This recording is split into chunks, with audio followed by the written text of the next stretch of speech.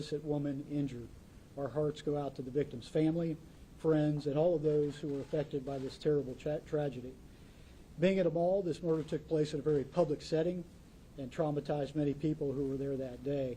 But this event really impacted our entire community.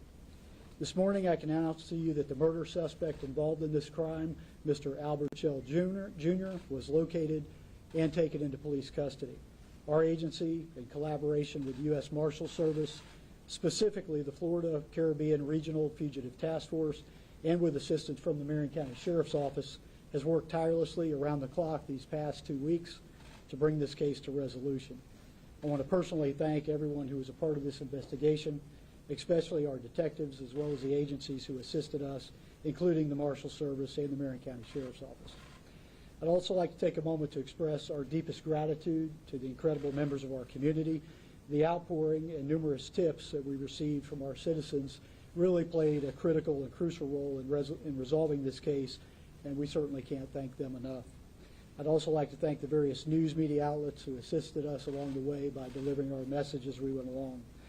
I want to remind our community that the Ocala Police Department is made up of some of the most dedicated and professional law enforcement folks that I've ever had the pleasure of working with in my entire career. I thank you for your trust, our members of our community for trusting us, and I certainly hope that we can come together and build a safer and stronger community after this event. Before I take any questions, I do want to turn the microphone over to our mayor, Mr. Ben Marciano. I'll be happy to take some questions as soon as he's done with his comments. Thank you, Chief. Thank you, Chief. Well, good morning. First and foremost, I want to offer my condolences to the friends and families of Mr. David Barron. Our hearts and our prayers go out to you. I also want to take a moment to thank law enforcement, everyone who is involved, the U.S. Marshal. They have worked tirelessly ever since the shooting in the mall. I've been in touch with Chief Balkin every day, and the amount of work that they put in to make sure that this suspect was apprehended is unbelievable, and I'm so grateful for the sacrifices they make every day to protect us. You know, we are a resilient community, but we will not stand for acts of violence like this. And my commitment to you as our mayor is to make sure that we work with law enforcement to make sure that we are doing everything in our power to address these issues moving forward and that we are a safe and healthy community. So thank you, and God bless. Chief. Thank you, sir. I'll be happy to try to field whatever questions I can answer. Chief, where was the suspect found, and what led you to his location? So I can tell you he was located in a house about 20 miles southwest of Ocala, really an area called the Florida Highlands. I'm not going to give out that address, but suffice to say we've received well over 100 tips, dozens and dozens, well over 100 tips in this case that certainly ended up helping to bring this case to resolution. We know the reward was raised to $20,000 on Friday. Was that beneficial in capturing the suspect, and will someone receive that reward? I am confident that reward will be paid out. We are still sorting through a ton of these tips and leads. That reward, however, will in fact be paid out, yes. Did the increase really help at the end? I think it did. Yes, sir. I'd like to think that it did. As you know, we started that reward offer out at $5,000. That went up through assistance from the U.S. Marshal Service and then again from the Florida Sheriff's Association. So we want to thank them for their commitment to seeing this case come to full resolution. Anything else? Look, you know, the simple fact is that Albert Shell Jr. is responsible for one of the more heinous acts that we've seen in Ocala in a long time. His criminal history alone tells me that he should never have been on the street to have been able to commit this crime, and we're going to see to it that he serves the rest of his life behind bars. Yes, sir. Did he appear to have any help in escaping or remaining at large? Did he make any statement of remorse, non-remorse? I wouldn't say he made any statements of remorse. What I'll say to that is you know, as we button up this case and deal with the evidentiary side of this with the crime lab up at FDLE, the next steps for our detectives will be certainly to bring anyone to justice that may have been aiding and abetting him in his ability to stay away. Absolutely, yes, sir. In Marion County? He was in Marion County, yes, sir. Chief, did you have any issue getting him out of the house where he was found? So no, about 1 o'clock this morning, I believe it was, I was notified that we had his whereabouts pinned down. Law enforcement surrounded that house, ultimately negotiated with Mr. Shell for about 2 hours. He ultimately came out and surrendered without incident and was taken into custody. Chief, you said the victim was targeted. Why do you believe that? Yeah, we know the victim had a prior relationship with Mr. Shell. And I don't want to really go into details about the motives behind this case, but no reason to believe that this was anything other than a beef between two individuals that was, resolved in a mall with a gun. You mentioned you pinned him down. Did you guys use like cell phone towers? What kind of resources did you use to locate him? Yeah, I'm not going to go into detail on the specifics of how we located him. I'm sorry. Any update status on the other victim that was shot? Yeah, my understanding is she's on her way to full recovery, and that's all I've got for that. Yes, sir.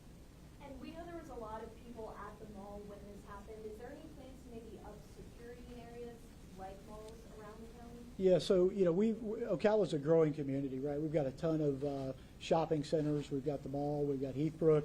A lot of locations where something like this could potentially kick off.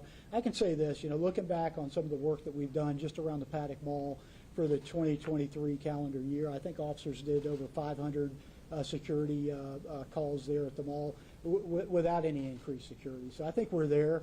It's something that we'll look at certainly around the holiday season to make sure our community stays safe. Was the second victim part of the beef that the shooter had with the user, or was she an accident? She was a completely innocent bystander that got caught up in this mess. So she was not related to either the victim nor the suspect in this case. Yes. Sorry, he was booked at 5:08. What time was the arrest made? Like, what time did you make contact? They made contact just shortly after 1 o'clock, I can tell you that. I think it was about 2 hours of negotiation, so around 3 o'clock. Yes, sir. 3 a.m. So the community rallied together already to talk with victims. Do you guys have a victims advocate who's going to continue pouring into the people who had to witness this? We do. As you know, we had an event here at the police department to try to help those folks get through which certainly was a very traumatic experience. We're going to continue with our victim advocates to help support them. So, great question. Yes, sir. Chief, we saw a video of the suspect saying he was innocent as he was taken to the Ocala Police Department. Did he tell you anything otherwise, anything different? I don't want to get into details about his statements here at the police department. Certainly some incriminating statements were made, and I'll leave it at that. Anything else? I have a quick question. Yes, ma'am. Shooting, we're seeing a lot more of that. We know that from, our having to cope with.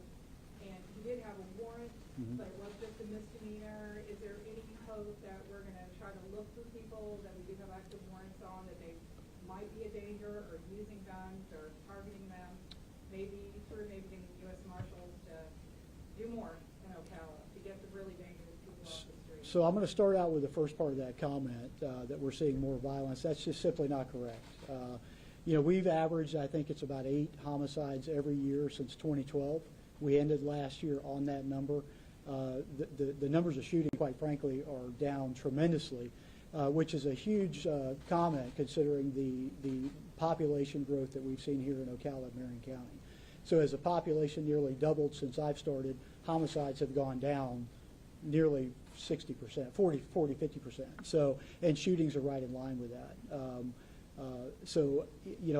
I would argue that comment about shootings and murders have increased. They have, in fact, not. Why you hear about those is because we put them out. We want to certainly make the community aware of what's going on in their community. So we are absolutely in front of this on our social media. We don't try to hide this. We don't try to sugarcoat it. We want our community to be aware of what's going on. I think that's why there's this belief that there's this huge increase in crime when quite frankly, violent crime is down not only in Ocala, not only across Florida, but across the entire country. How does that impact your clearance rate? Like, does it help that you put out more? What we've seen is that when the officers and detectives have more time to spend on fewer cases, that their clearance rates go up. Absolutely. Yes, sir. All right. Anything else? Thank you all for being here today. We really appreciate you getting this story out. It means a great deal to us. God bless you all. I hope you have a great New Year. Thank you.